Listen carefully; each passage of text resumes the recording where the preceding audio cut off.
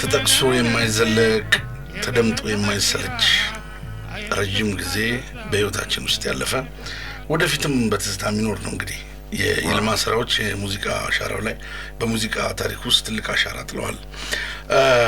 እንግዲህ ብዙዎቹን አነሳስተናል። ለንጉሱ ጥላሁን ገሰሰ ማለት ነው። ያው ጥላሁን አልፏል፣ ግን ሁሉ ጊዜ ከኛ ጋር ያለ ነው። ነፍስ ማሪ ለጥላሁን ግጥሞች አልሰጠህም? ሰጥቼዋለሁ። መጀመሪያ የሰጠሁት አንቺ ልጅ ጎፈሬ ቅድም የሰማው ነው። እሺ። ከዛ በኋላ እንቆቅልሽ በባይተዋር አልጋ ስለዚህ ልምምዱ ላይ ማለት ግጥሙን ከሰጠው በኋላ ተገናኝታችኋል? እንገናኛለን። እስከሚያልቅ ድረስ አንለያይም። ስንሰራ እስኪቀርጽ ድረስ ጥላሁንን ላለማድከም ያው እሱ እንግዲህ በጣም ፌመስ ነው፣ ሲኒየርም ስለሆነ ጥላሁን ላለማድከም በእንትኑ ላይ ልምምድ የሚደረገው በእነነዋይ በእናረጋህ ነበር ይባላል። እውነት ነው? እነሱ ስለሚወዱት የት ሶደሬ ድረስ ሲጠና አብረው ሄደው ምናምን በቃ እንደ አባታቸው ነው የሚያዩት የነበረው። እና እሱንም ለማገዝ እንዳልከው አሁን አንድ ዜማ አበበ መለሰ ሲያስጠና አንድ ዘፋኝ አረጋኝን ለምሳሌ ቢጠይቀው ያስረዳል። አንድ ዜማ ጨርሶ ለመያዝ 2 ሰዓት አይበቃም ጥናቱ። እና በዛ ደረጃ ጥላሁንን እንደዚህ ማንገላታት ሊሆን ይችላል። ልጆች አሉት፣ የኪነ ጥበብ ልጆች እንደ አባታቸው በእነሱ ነበር ጥናቱ። እሱ ቁጭ ይላል፣ እሱ አይለይም። ግን እሱ ቁጭ ይላል፣ ያዳምጣል። እነሱ ሲያጠኑ ሰምቶ እንደውም በእነሱም ድምጽ ይቀረጻል። በኋላ ያን እየሰማ ራሱ እስከከተተ በኋላ የሚያወጣው የለም። ጥላሁን አንድ ትልቅ ነገር ምን ነበር? ጨርሳችሁ አምጡ ነው የሚለው። በቃ አትቀይሩብኝ፣ ካስጠናችሁኝ በኋላ አትቀይሩብኝ ነው። ዜማም ግጥምም አትቀይሩብኝ ነው የሚለው። ከያዘ በኋላ አጨርሱና ለዚህ ነው አየህ 10 ምናምን አትቀያይርም። እሱ ጋር ሰራ በሌሎች ልጆች ያስጠና ምናምን ጨርሰ የመጨረሻ የሚሰራውን ተሰጠዋለ። ጥላሁን ያን ከያዘ በኋላ የራሱን ደግሞ ህይወት ይዘራበታል። የራሱን አዛዜም የራሱን አቀላለጽ የራሱን ከዛ በኋላ ደግሞ ራሱ የሚያሳድገው ነገር አለ። ከዛ አሬንጅመንት አሁን ወደ ሮሃ ባንድ ይሁን ወደ ሌላ ቦታ ሲሄዱ እነሱ ምንም ነገር የሚነካኩት ነገር አይኖርም ማለት ነው። እነሱ ቴፑን እየሰሙ ቅንብሩን ይሰሩትና ሄደ ያኔ ጥላሁን ገብቶ ጥላሁን ደግሞ የሪትም ችግር ነው። ያኔ ሮሃ ባንድ ብዙ ችግር ሪትም ናቸው ዘፋኝ ሲሆኑ ያኔ ነው ድግግሞሹ እየተሰራ ይበላሻል። ጥላሁን ጋር እንደዚህ አይነት ነገር የለም። ጥላሁን ራሱ ባር እየጠበቀ ሲጫወት የሚገርም እኔ እንጃ ስለ ጥላሁን ለመናገር ሙዚቀኞች የበለጠ ሊያወሩ ይችላሉ። ጥላሁን ግን የሙዚቃ አባት ነበር። በቃ አምልህ ንጉስም ይሉታል። ንጉስነቱን ባልክድም አባት ነበር። በቃ የሙዚቃ ሪትም የሚባል አይኑን ጨፍኖ ሲጫወት በብዛት ግጥም ይይዛል። እሱ በብዛት ግጥሞች ይዞ ጫወታና ጥላሁን ዝም ብለህ የሚከብ አጠገብ ሆኖ በጣም ከብዶ የሚታይ ሰው ታውቃለህ። ጥላሁን የሚከብድ ሰው አሁን ከኔፍሬም ጋር እኛ ስራ እንጫወታ እንሳሳቃለን፣ መቀላለድም አለ ምናምን። እኔ ጥላሁን ብዙ ባይኔ እንኳን አላየው ቀሳሳው ነበር። ለአበበ መለሰ ለኔ እኮ የሰው ታቦት ነው የሚመስለው ይለዋል። እና ጥላሁን በቃ እንዴት እንደምትገልጸው የጥላሁን ትልቅነት ሞቶ ሲያርፍ ነው የተረጋገጠው። ገባ ከአምላክም ከህዝብም ጋር ያለው ፍቅርና አንድነት ያኔ ነው የታየው። እና ጥላሁን የዋህ ነው፣ በሙያ ውስጥ ደግሞ በቃ መሪ ነው። ትልቅ ነገር ነው። ገና ገባ ሙዚቀኞቹ አሁን የሚፈልጉት ሪትም ከሳት ክባቸው በጣም ነው የሁሉ ነገር ነው የሚበላሸው። ድራመሩ ካበላሸ እኮ አለቀ፣ ሙዚቃው አለቀ ማለት ነው። ሪትም ማይጠብቅ ዘፋኝ የሚሉትን ታውቃለህ? በር ያለ በመስኮት ልግባ የሚል በግድግዳ። አንቺ ልጅ ጎፈሬ ስንት ዓመተ ምህረት ላይ ወጣ? እሱ አርሊ ነው፣ በፊት ነው። ስንት ዓመተ ምህረት እንደሆነ 78 70 ውስጥ ነው 78 ምናምን ነው። ከዛ አንቺ ልጅ ጎፈሬ እሷን እንደስናድምጣታ የንጉስ ክቡራትና ክቡራን እንግዲህ በያላችሁበት ፕሮግራማችን ለምትከታተሉ የዚህ ዝግጅት የክብር ስፖንሰሮች ቢጃ ኢትዮጵያ፣ ቅዱስ ጊዮርጊስ ቢራና ድራፍት እንዲሁም ድሬዳዋ ናሽናል ሲሚንቶ ናቸው። መልካም ቆይታ። በነገራችን ላይ ይልማ ይሄ ቢያጀበው ማን ነው? የባንዱ ማዕከላይዝ ነው ወይስ የጥላሁን አንቺ ልጅ ጎፈሬ?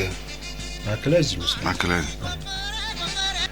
ጥላሁን ገሰሰን አንቺ ልጅ ጎፈሬ አዳምጠን የመጣ ነው። ይሄንንም ደግሞ ለኢሃፓ ነው እንዴት ዘፈነው እንዳይባል ድሮ በዛ ጊዜ ጎፈሬ ስለነበር እና ጎፈሬ እንደው ይልማን ሳስብ እኔ ሐዋሳ በጣም ማለትኛ ልጅ እያለን አረጋኝ ሐዋሳ ነበር። ከዛ በኋላ አረጋኸኝ ማንኛውንም ነገር ብዙ ጊዜ ደግሞ ብዙ የኪነ ጥበብ ሰዎች ለመጻፍ ምን ለማለት ይመርጣሉ እና በአረጋኸኝ ዘፈን ሁላችንም ያው አፍም የፈታል የዘፈናል እና ብዙ ያረጋኸኝ ግጥም ያንተ ነው ሁሉ በጣም ብዙ እና በጣም ደስ የሚለኝ ዘፈን ደግሞ አለ የኔንማ እና አለኝታዬ መከታዬ ነሽ የኔ ገላ እንደምነሽ ወዴ ሲራቤ ልቤ ሲተማ ምኑን ልንገርሽ እኔንማ የኔንማ በቃ ይሄ ዘፈኑ ሌላ ነው ምን ዘፈኑ አልተዘፈቀ ስማ ግን እኔ አሁን መጠየቅ የምፈልገው ስለ አረጋኸኝ ግጥሞች አካሄድ ነን አንድ ገጠመኝ ነበር 1983 ግንቦት 20 የደርግ መንግስት ወድቆ መንግስት ሲቀየር እዛ ለኪነ ጥበብ ስራ መጣችሁ ነበር እና መንግስት የተቀየረው እዛው ናችሁ ነው ያው ትክክል ነኝ ልክ ነው እስቲ እሱን አጫውተ እኛ ግንቦት መጀመሪያው አካባቢ ነበር ወደዛ ሄድ ነው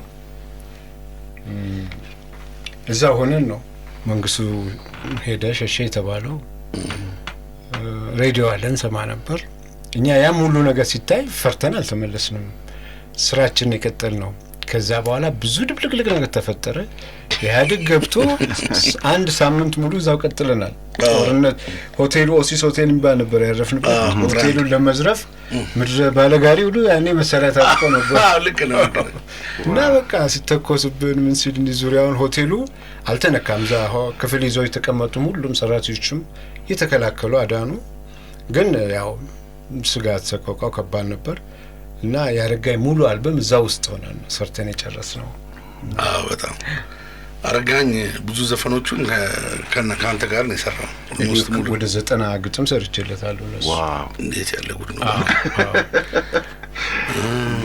አረጋኸኝ ደግሞ ኃይለኛ ገበያ ነበር ያረጋኸኝ ካሴት በደርግ ጊዜ ምናልባት ሰራዊቱ ቲፎዞነት ይሁን አላውቅም እኔ ትዝ የሚለኝ ያኔ እንደውም ብሔራዊ ድርና የነበረ ጊዜ ኢየሱስ እየተዘፈነ ይሄዱ ነበር ፒያሳ ያሉ ልጆች እሱ ያረጋኸኝ የመጀመሪያ አልበም ምን የሚለውን ዘፈን የሚዘፍኑት በቃ ሁሉንም ያረጋኸኝ እስቲ ዘለዘለል ምናምን የነበረ እሱ የመጀመሪያው ነው አይደል መጀመሪያው ላይ ፈንቀል እስኪ ዘለዘል እሱ እንዳ ብላው አረጋኸኝ ከባድ ኦዲየንስ ነበረው በጣም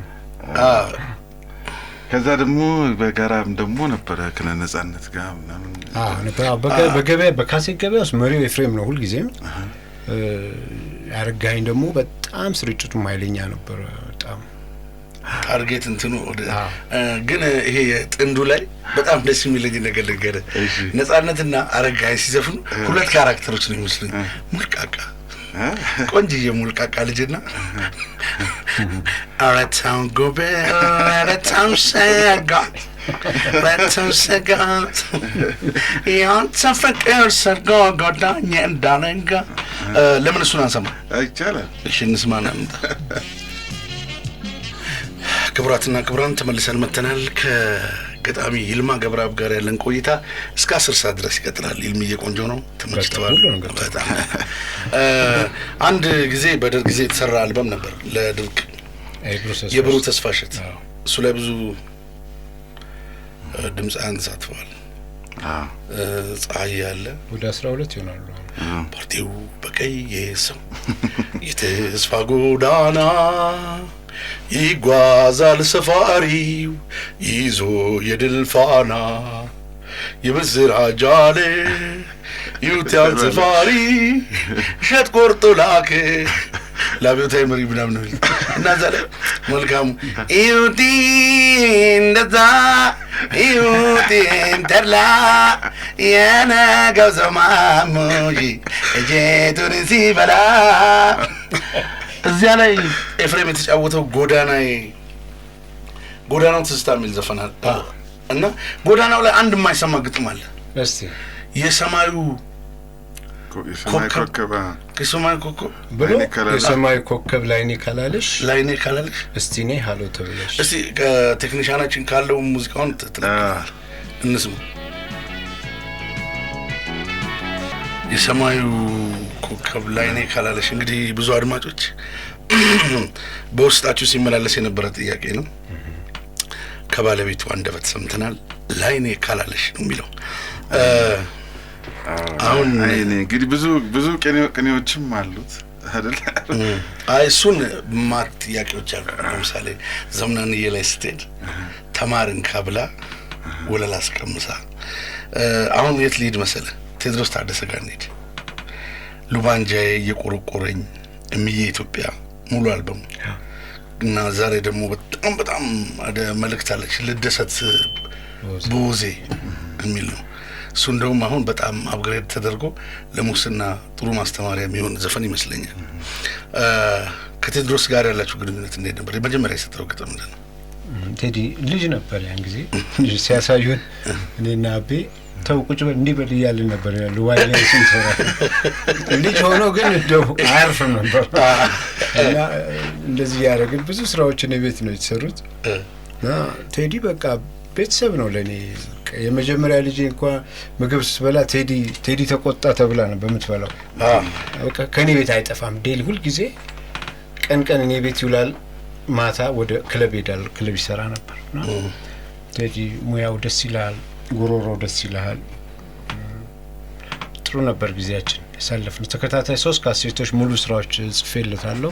ከዛ በኋላ ደግሞ ካሰፉ ደባልቄ ጋር ኮሌክሽን ከተስማማሽ ነው እሱን ካሰፉ ጋር ራሱ የተቀባበሏቸው ዘፈኖች ጉርሱሽ እንደዚህ እና ከዛ በኋላ ኮሌክሽን አምባሰል የሰራው ውስጥ አለ። ቅድም የሰማነው እና ረጋኝ የተጫወቱበት ኮሌክሽን ውስጥም እሱ ሰርቷል። እናንዬ የሚለው ነው እዛ ከዛ ብቻውን የተጫወታቸው አሉ እኔ ጻፍኩለት እና እኔ በመላበስ ሰበብ ምናምን ከንዛው ስነጥረው ወጥተዋል ነው የቆረቆረ ምናምንና ቴዲ ስራ ታከብራለች ታፈቅራለች፣ ግን ስልቹ ናት።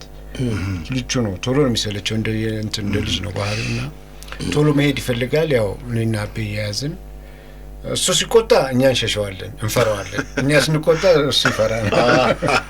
እንደዚህ እንግዲህ በዛ አይኑ ሲያው ጊዜ እየቆረቆረ የሚለውን አልበም ጥናት ላይ በደንብ አልተሳተፈም። ጥናት ስንጠራው እንትን አይልና መጨረሻ ላይ እኛ በቃ ይሄ ካሴት አይሰራም ብለን ሁለታችንም ውሳኔ ወሰነን። አይቀረጽም።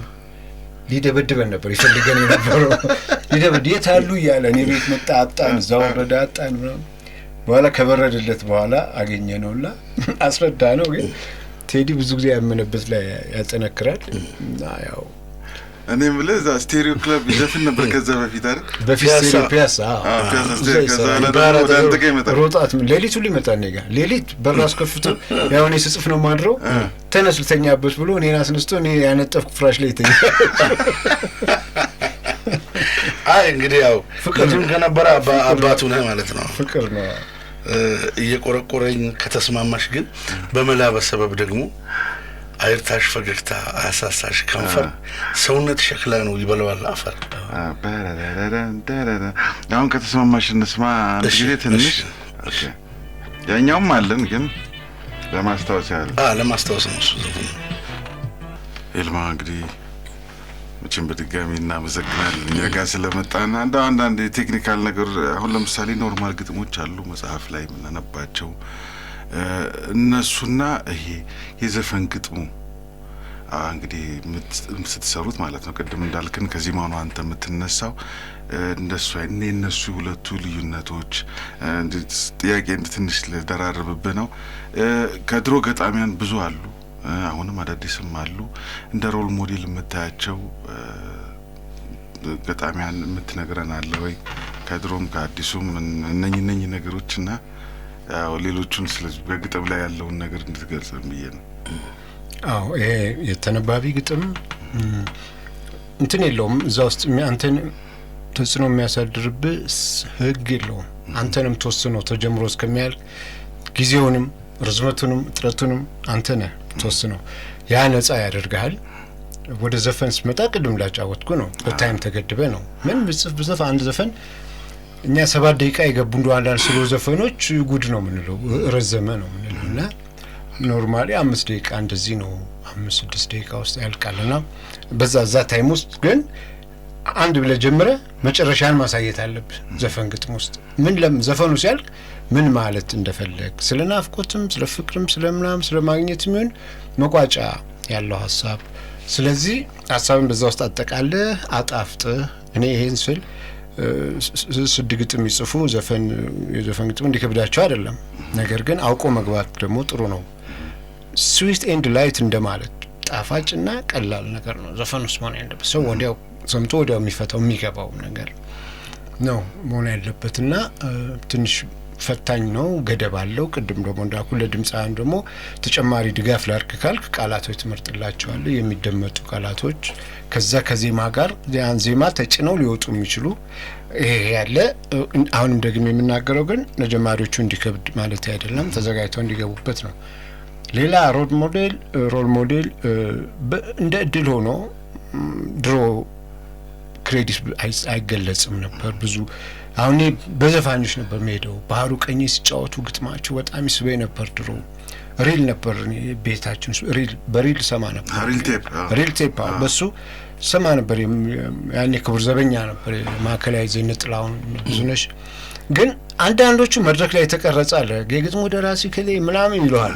ያዝ መረጃ ነው ግን የኔ ማቹሪቲ ጉዳይ ይሁን አለመብሰል ይሁን ምናምን ግን ከዘፋኙ አልፌ አላቅም። ይቅርታ አድርግልኝና ያን ጊዜ በቂ መረጃም ብዙ አይመጣም።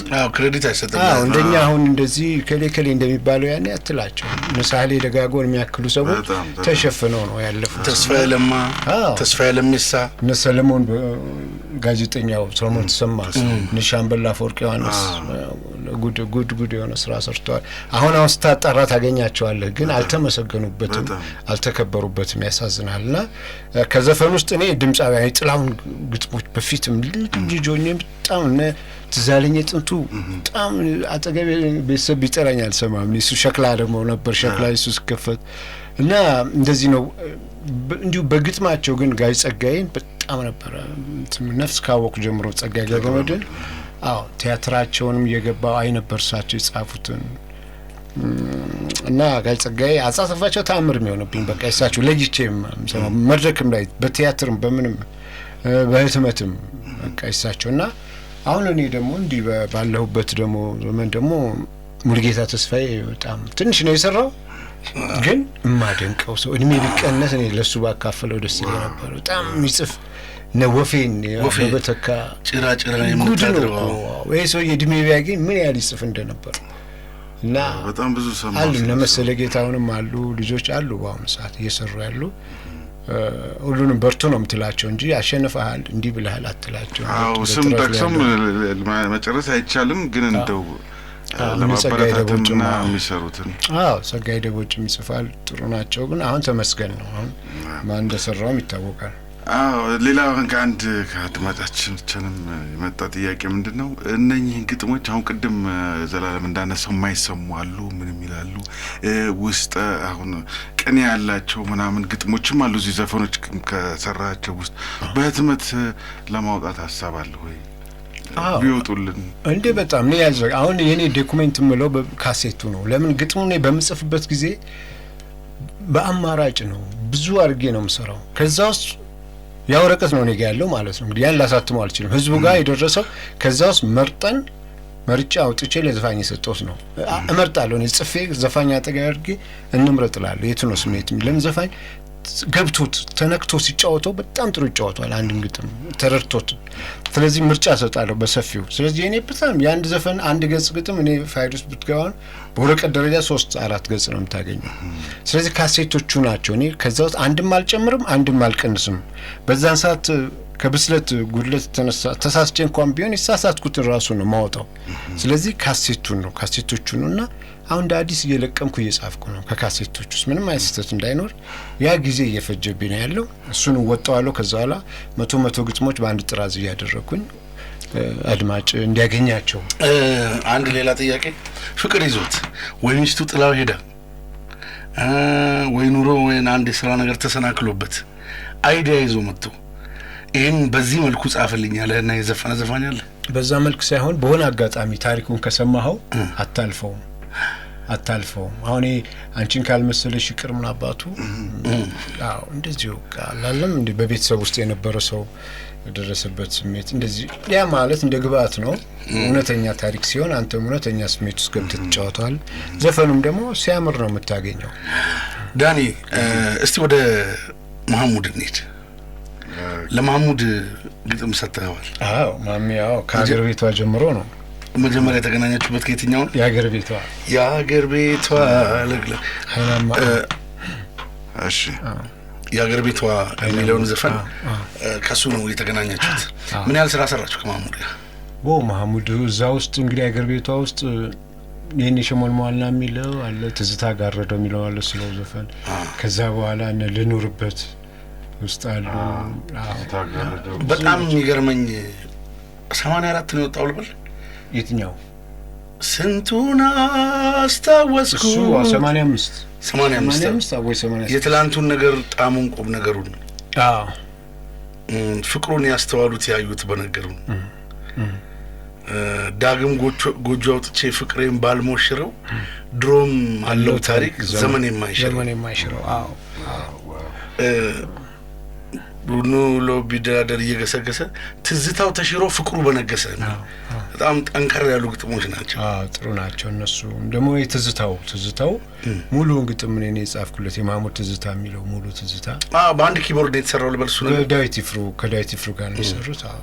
በጣም እሱ አሁን መሐሙድን እዛ ኤፍሬም ግብዣ ላይ ዛሬ 3 ሳምንት ምናምን አግኝቼው ይገርማል። መሐሙድ በጣም የጸሐፊን ውለታ የሚያውቅ ገባ ቆይቷል። አሁን ቀደም እንዳልኩ 85 ወይ 86 ነው ያ አልበም የወጣው ያ ትዝታዎቹ እና እሱ ግን በዚህ አሁን ከ3 ሳምንት በፊት ምን ይለኝ ነበር ጠርቶኝ አሁን ድረስ እየተፈቱልኝ ነው ግጥሞች የጻፍክልኝ ግጥሞች አሁን ድረስ ትርጉም እያገኘሁባቸው ተተርጉመው አላለቁም። ትልቅ ራሱ መሐሙድን ትልቅ የሚያደርገው ነው እና ይሄ የዘፋኞችንና የደራሲዎችን ዝምድና የሚያጠናክር ትልቅ ቀጥሎ እኔ የሀገር ቤቷን ትንሽ እንስማና ወደ ራሔል ዮሐንስ እንመለሳለን። ክቡራትና ክቡራን ይልማን ዛሬ ስንጋብዝ ፕሮግራማችንን በሁለት ከፍለነዋል። አንጋፋዎቹን እናሰማና ሳምንት ደግሞ ብዕሩ ዘመን ተሻግሮ ወጣቶቹ ላይም ደርሷል በሚለው እንጫወታለን። እስቲ የሀገር ቤቷን እናዳምጥ። የፕሮግራማችን ስፖንሰሮች ድሬዳዋ ናሽናል ሲሚንቶ፣ ቅዱስ ጊዮርጊስ ቢራ ናቸው።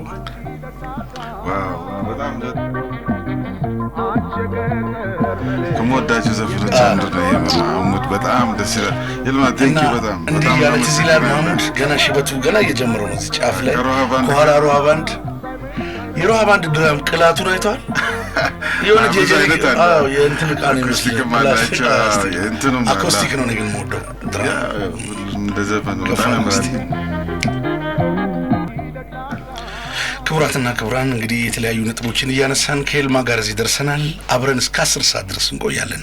ውድ አድማጮቻችሁ ለአክብሮታችሁ ሁሉ አክብሮታለን፣ ከልብ እንወዳችኋለን።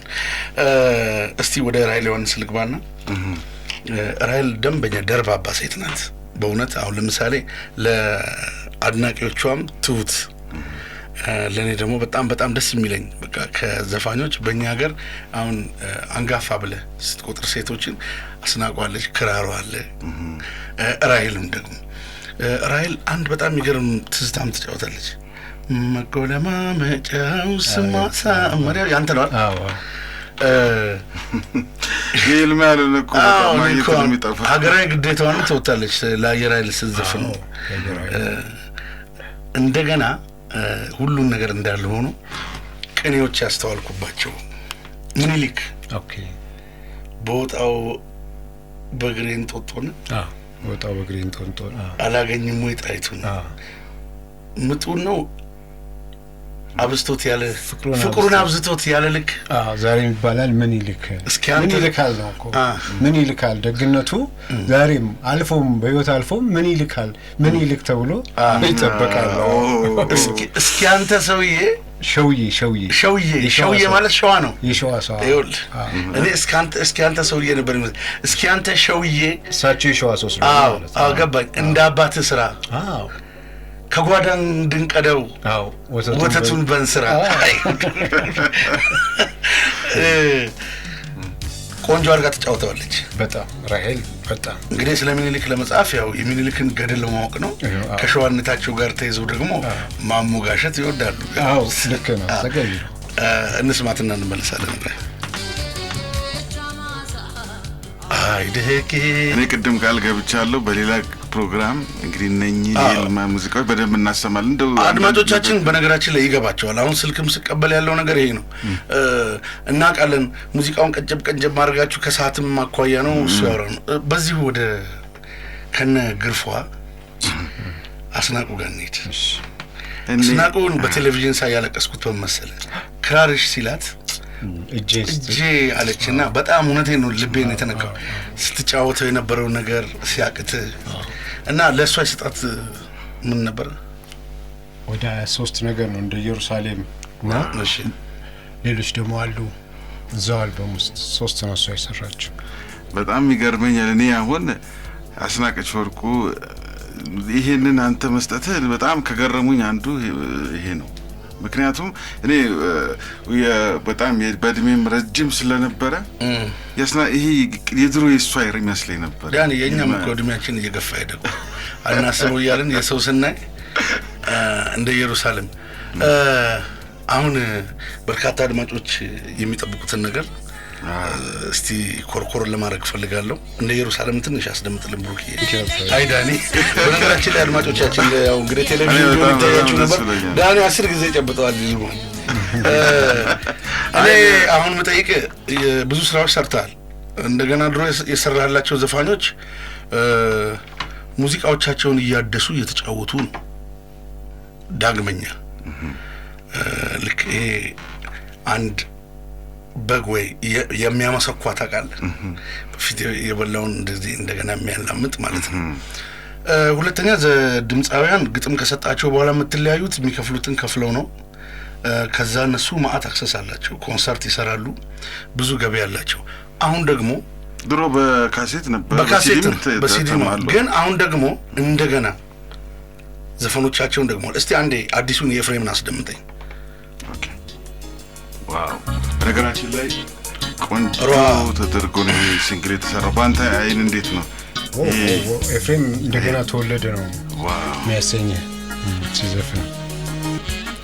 የድንገት እንግዳ ውባይናማ ውበት የታደለች የቀይዳማ ኤፍሬም ድሮ ሰርቶታል። አሁን እንደገና በአዲስ መልክ ሊያወጣው ነው። አንዳንድ ወሬና ጭምጭምታ ስንሰማም ደግሞ ውስጥ አዋቂ ላይ ኢትዮፒካ ሊንክ የወሬው አጋፋሪ ግዛቸው ትንሽ ጠቆም አድርጎ አልፏል። አለመግባባቶች አሉ። ይልማ ይህን ያህል ብር ይከፈለኝ ብሏል። እንደሆነ ይቅርታ ልጠይቅህና ድጋሚ ካሴቱን ሲያወጡ አንተ ትጠቀማለህ ወይስ የሚሰጡት ነገር ምንድን ነው? እንግዲህ ምን መሰለህ መሰረቱን ወደ ኋላ መለስ ብለህ ስታይ የገበያ ውስጥ ያለ የራስን የማስቀደም የብልጥነት አካሄዳለ። አሁን ይሄ ለሳምፕል ለእንትን ያጫወታችሁት ነጠላ ዜማ የድንገት እንግዳ የሚለው የዜማው ደራሲ ማስረሻ ሽፈራው ይባል ነበር። ሀገር ፍቅር ይሰራ ነበር። ማስረሻ ነው። እሱ ይሄን አስቀምጦ ሰጥቶ የተቀበለው ገንዘብ በዛ ሰዓት ይሄን እዚህ ግባ ምትለው አይሆንም። እና እነዚህ ስራዎች ግን ኮንሰርት ዓለም ላይ የተዞረም ሲሰራባቸው እዚህ ሀገር በካሴት እንደዛ ሲሸጡ ማስረሻ ሽፈራው ግን እንደው ክብሩን መንካት እንዳይሆን እንጂ በህይወት የለም።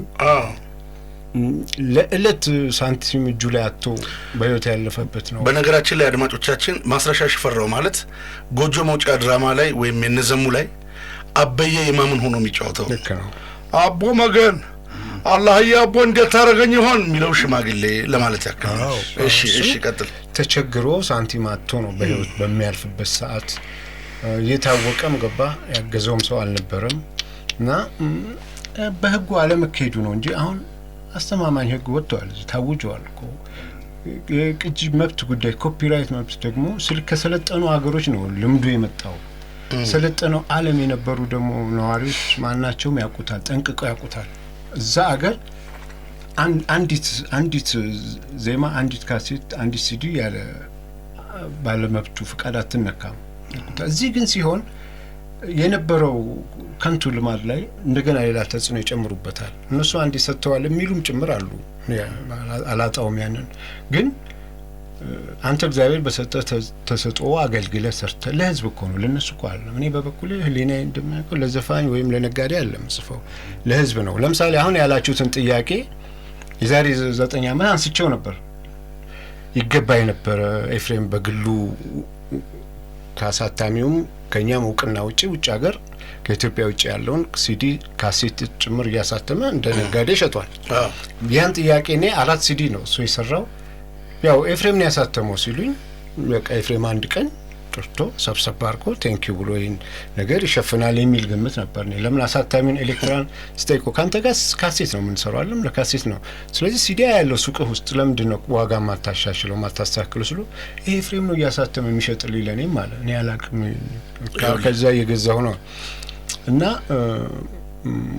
አሁን ደግሞ ያው ያኔ ይሄን ጥያቄ ጠይቄ ነበር ሲዲዎቹን 98 ላይ አሁን ኤፍሬምም እንግዳ ሆነበት መሰለኝ። ያው ወዳጆች ነን እንደዚህ የፍቅር ምናምን እንጂ እንዲህ ሲሪየስ ሆኖ ሂሳብ አለኝ አንተ ጋር አስበው እንዲሰጠኝ ነው የምጠብቀው። እሱ እንዲህ ብዬ ልናገር አልችልም። ከሱ ጋር ደግሞ ህግ ቦታ መብቴን ብዬ ልቆም አልችልም በፍጹም። አሁንም ያለኝን ቢወስደው ይሄን አላደርግም። እና ምንድነው ያደረኩት ያኔ አዲስ ነገር ስሰራለት ከዛ ጋር ሂሳብ አድርጌ ጠይቃለሁ በሚል ሰው መሰረቱን የሰራው ጊዜ 3-4 ስራዎች ነው ያኔ የጻፍኩለት። ግን ይሄ ሂሳብ አብሮ ይከፈለኝ በዚህ አጋጣሚ ብዬ ኤሌክትራን ጠየቅኩ። ያው አዲስ ሆነባቸው ነገሩ አልገባኝም። ኤፍሬም አሳትሟል። አይ አልገባ እሱ አሁን አዲስ ሆነበት ተበሳጨ፣ ተረበሸ። አይ መክፈል አለበት ይክፈል። ወንድምን ቢሆን እኮ ሀቅ እውነት ከሆነ ትጫናለህ አይደለም? መክፈል አለበት ይክፈል። እሱን እንጂ አደባባይ አልወጣም ምናምን እንደዚያ። መጨረሻ ስሰማ ሰው መሰረቱን ሊያወጣው ነው አሉ። በቃ ያን ለማለት መክፈል ሰው መሰረቱን አውጥቶ ሌላ ግጥም ሊያጽፍ ነው ሲሉ በቃ ተበሳጩ። ያን ጊዜ እኔ ለህዝብ እንዲሰማልኝ ነው ያን መቼ መጠየቅ እችላለሁ፣ መብቴ ነው። ስለዚህ ሰው መሰረቱ ይውጣ ብዬ አለፍኩት ማለት ነው ያን ጥያቄ። አሁን ደግሞ የድሮ ዘፈኖችን ይኮሌክት አድርጎ አሁን የአሁኑስ ደግሞ 10 ዘፈን ነው እሱ የሚሰራው የኔ ግጥሞች። ስለዚህ አሁንም የጠየቅኩት ያን ምን ሆነ ግን ያን መጠየቅ ማለት ይሄኔ ላይ መልክ ነው። አሁንም ኤፍሬም ጋር ብቻ ነገሩ እንዳይሄድ ብዬ ምንድነው ያልኩት ዋጋ ውስጥ ከተትኩት ቀንሼ ማለት ነው። በፊት እኔ የጠየቅኩት 180 ሺህ ብር ነበር። ያ አልሆነም። ስለዚህ አሁን አስተካክዬ አንዱን ግጥም በ25 ሺህ ብር ራሱ ግጥሙን በ50 ሺህ ብር ብጠይቅ እኮ የነሱ ተቀባይነት አዲስ ሆኖባቸው አስቸገራቸው እንጂ እኔ በልምድ እንደማውቀው አሁን እነዚህ ሰዎች ኤሌክትሮኒክ ሙዚቃ ቤት በትንሹ የፍሬምን ሲዲ 70 ሺህ ያሳትማል። ባለኝ ልምድ በትንሹ 70 ሺህ እንግዲህ በሚሸጥበት ዋጋ ብታባዘው 7 ሚሊዮን ምናምንም አያንስም። አሁን የተጠየቀው 250 ሺህ ብር ነው። እኔ ደግሞ በምንድን ነው ዋጋ ከፍ ያደረኩት? እነዚህ ድርሰቶች ለ30 ዓመት አገልግለዋል። በሚሸጡ ሰዓት በ300 ብር በ600 ብር የተሸጡ ናቸው። ስለዚህ አሳታሚም በመሸጥ ተጠቅመዋል። ፍቻውም ያው ከንቱኑ ከዘፈን ውጪ ዓለም ላይም ዞሮ ሰርቶባቸዋል ኮንሰርቱን ምናምንና እንደውም ይሄን ስጠይቅ እንደዚህ አይነት ጭንቀት ይፈጥርባቸዋል ብዬም አልገመትኩም። ይሄ ደግሞ ለእኔ ብቻ ማድረገው አይደለም ለመጪዎቹም ለተተኪዎቹም ጭምር የማደርገው። ህጉ ግን እኮ ሙዚቃው ከዚህ በኋላ ባለቤትነቱ የማን ነው? በህግ አልሄድም አልኩ። እኔ ወንድሜ ነው ኤፍሬም ማለት ወንድሜ ነው። በህግ ሚሊዮን ብር ታገኛለህ ቢሉኝ ኤፍሬም ልጄ እኔ አደባባይ አልወጣም፣ አልቆምም፣ አላረገውም። ገንዘብ ከኛ በኋላ እኛ ስንገናኝ በስሙኒ ታክሲ ነበር እኔና ኤፍሬም የምንንቀሳቀሰው እና ከዛ ተነስተህ ዛሬ ገንዘብ ተባብለ ያን ፍቅርን አትገፋውም። እንግዲህ እንደዚህ አይነትን ባለሙያ ፍቅርን የሚያስቀድም የነበረን መልካም ጊዜን የሚያስቀድም አስቦ የሚጠቅመውን ነገር አለማድረግ የሰው ባህሪ ነው ብዬ አልገምትም። ስለዚህ ያሳተማችሁትን ኦሪጂናሉን ገዝተን እንደምንጠቀም ሁሉ ኦሪጂናሉን ባለሙያ ከግምት ከቶ መንቀሳቀስ ግድ ይላል። ከዚህ በኋላ አንተ ህዝብ ነው ካንተ ጋር ያለው፣ ፍርድ ቤት አትሄድም። አድማጩ የሚሸጠውም ለህዝብ ስለሆነ ያስቡበት። ከዚህም በላይ አሁን ኤፍሬም ተነሳ እንጂ ብዙ ነገሮች እንደዚህ ወደ አንድ ዘፈን አለ አሁን ሲዘምናንየን የጸጋ ያለ አይጠፋም። እስቲ አሰማንና ጸጋም ድጋሚ ነው ያወጣው።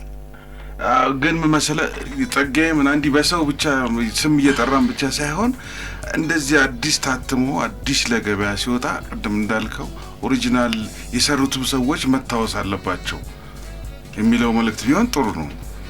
እሱ እንዳለ ሆኖ እኔ እንግዳችን ይልማስ ከሆነ ድረስ ለሁሉም ካለው ኤክስፒሪየንስ እንሂድ። እዚህ ጋር አንድ ግጥም ጠይቃለኝ እንስማ። ተማርን ካብላን ወለላ ሳይታይ በጣም አስከንፋኝ በጣም አስከንፋኝ ለማናማታለሁ አበደም ብትለኝ አልፈዋለሁ ቺዬ ለማናማታለሁ ስማ አጠፋች አንዱ ስሜን አጥፍታ ነው አንዱ ደግሞ አርጋ ስማ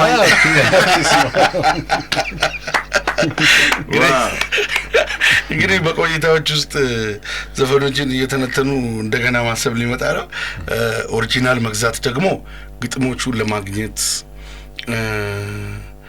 ባለሙያ ማን እንደሆነ ለማወቅ ይረዳል ከዚህ በኋላ እንግዲህ እንደ ባህል አድርገን የምናዳብረው ነገር ይሆናል ብዬ ገምታለሁ ጸጋዬ እንደገና አውጥቶታል ዘፈን አይደለም ግጥሞች ምን ያህል ነበሩ ያንተ እዚህ ላይ 4 ዘምናንዬ እዛ ላይ ያሉት ተጽፏል ክሬዲታቸው 4 ናቸው ግን አነጋግረዋል ሲያወጣ ማለት ነው መጥቶ ጠይቆኛል ምናምን በቃ እሱ ትንሽ ጉድለቱ ምንድነው እንከኑ በማገዝ ሂሳብ ነው ዘፈኑ ሲወጣ ውጤት ካመጣ ግን ታዘበኛለኝ እኔም ታዘብኩት እሱ ተመልሶ አልመጣም ቃል ከባድ ነው አይ በሳቅም ይተለፍ ሳይሆን በቁም ነገር ምክንያቱም ሳምንት በነገራችን ላይ ምን ሪኮግኒሽን አገኘ እሱ ይልማን እስከዛሬ ድረስ ሲያነሱ ሰምቼም አላውቅም ደግሞ ይልማ የወርቅ ብዕር ሲሸለም አይቻልም ሪኮግኒሽን ካልክ ይልማ የሰራቸው ስራዎች በጣም ብዙ ናቸው በጣም ደግሞ ያደግንበት ጆሮ ውስጥ ያለ በጣም ብዙ ስራዎች ናቸው ምን ሪኮግኒሽን ማለት እውቅና ይሄን ሰራህ አሁን ላይፍ ታይም አቺቭመንት እየተባለ ይሰጣል የክብር ዶክትሬት እየተባለ ይሰጣል ብዙ አይነቶች ነገሮች አሉ እኔ በይልማ በኩል ምን እንዳገኘ ብንሰማም ደስ ይለኛል እንሰማለን አንድ ማስታወቂያ ያለው ብሩኬ ማስታወቂያ ነው ሰምተን መለስ ክብራትና ክብራን ተመልሰናል ከ8 ሰዓት እስከ 10 ሰዓት ድረስ በነበረን ቆይታ ከታዋቂው ገጣሚ ይልማ ገብረአብ ጋር ቆይታ አድርገናል ክብራትና ክብራን እንግዲህ በስልክ መስመር ላይ አስተያየት ሰጡን ቤቲና ቃል ከገለምሶ ናቲ ከሁሩታ ትግስት ከአዳማ ወንዴ ከወላይታ ግሼ ማሚዮ እንዲሁም መምህር ተስፋዬ ከቦሬ ኡስማን ከናዝሬት ፉሊና ጋሻው ደርቤ ከሰበታ ይልማ እድሜህን የደብረ ዋርካ ያርገው ብለዋል ቀመር በሽር ከሩጲ ማስረሻ ከደብረ ዘይት ወገኔ ከንድብር ይሁኔ ከአርባ ምንጭ መስታወት ከድሬዳዋ እውነቱ ከሶሎሞ አሰግድ ከበዴሳ ግርማ ጥላውን ከዳውሮ ወንድዬ ካለታ ወንዶ ሀብታሙ ኃይለ ኢየሱስ ከኮምቦልቻ መላኩ አምባው ከወሎ እውነቱ ከላሊበላ ሸዋንዳኝና ቴዲ ሃፒ የአይሬ ፋሚሊ ነው በጣም እንወዳለን ብለዋል ክብራትና ክብራን እነዚህንና መሰል ጥያቄዎችን ይዘን ከተለያዩ የይልማ ስራዎች ጋር ሳምንት ረቡዕ ከ8 እስከ 10 በድጋሚ እንገናኛለን ይልማ ህዝብ አክባሪ በጣም ወዳጃችሁ ነው መቼም በአድማጮች ስም 2 ጊዜ ነው ስቱዲዮ የሚገባልን ከልብ ያመሰግነን የምንሰነባበተው በምን ሰው መሰረቱን ላርገው ይልማ ኤፍሬም መላማት መቼም ወይ እሷን እስከዛ መላማት መቼም በቀይ ሽብር ታሪክ ላይ የተጻፈ ነው እና